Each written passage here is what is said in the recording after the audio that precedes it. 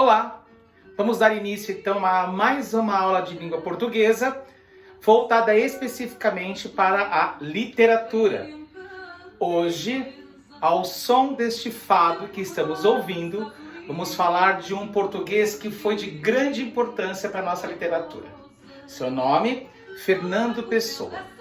Fernando Pessoa foi considerado o primeiro autor português do modernismo e o mais importante dentre os outros, o mais famoso entre eles, por ter uma característica muito específica e muito particular.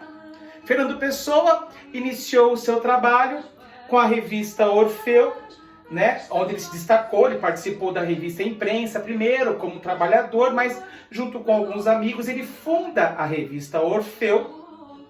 Revista esta que não teve 3 números, porque um dos colegas veio a falecer e então resolveram separar-se e acaba aí esse grupo, essa revista. Fernando Pessoa não deixou de produzir ou de trabalhar devido a isso. Ele continua fazendo as suas poesias e ele tem 2 estilos poéticos. O primeiro estilo poético é o estilo chamado de poesia ortônima. A poesia ortônima nada mais é que uma poesia feita e assinada pelo próprio Fernando Pessoa. Gravem bem isso.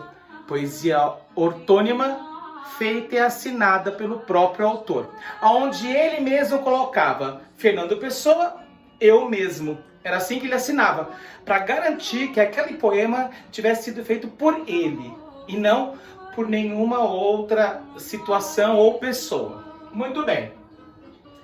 Quanto às suas poesias ortônimas, ele escreve 2 tipos de poesias. As poesias épicas, que vai contar um pouco da história de Portugal, vai contar um pouco da história da situação do país, vai contar um pouco dos heróis portugueses. Essa era a ideia da poesia épica.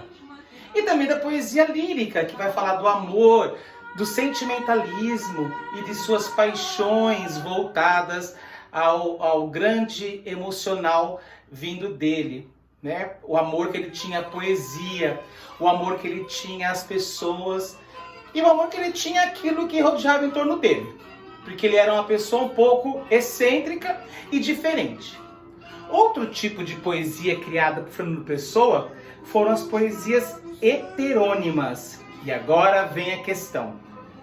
O que são heterônimos? Vejam bem, quando eu faço um poema e escrevo um poema e assino esse poema com o meu nome, é uma poesia ortônima. Quando eu escrevo um poema, eu mesmo escrevo, mas eu assino um outro nome, como se fosse um nome artístico, eu vou usar um codinome, um pseudônimo. Eu vou dar um outro nome. Entretanto, Fernando Pessoa criava pessoas mesmo, criava seres. E ele criou, dentre várias pessoas, 3 grandes autores importantes. Alberto Caeiro, Álvaro de Campos e Ricardo Reis. Olha que interessante. Cada uma dessas pessoas que não existem, que só existe na cabeça do próprio Fernando Pessoa, tem uma data de nascimento, vida própria, formação, trabalho e obras. E pior, estilo literário diferente.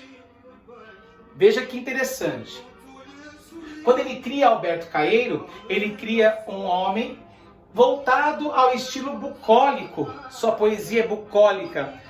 Alberto Caeiro era considerado o mais simples de todos. Morava numa fazenda, mas não era um dono e proprietário. Morava numa fazenda, trabalhava nesta fazenda e foi o único dos heterônimos que morreu. Então, o Fernando Pessoa teve o cuidado de dar a vida até o final da morte, quando ele morre.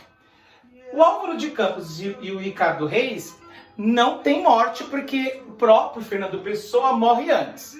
Então, Fernando Pessoa morre, obviamente, seus heterônimos também morrem porque eles não existem.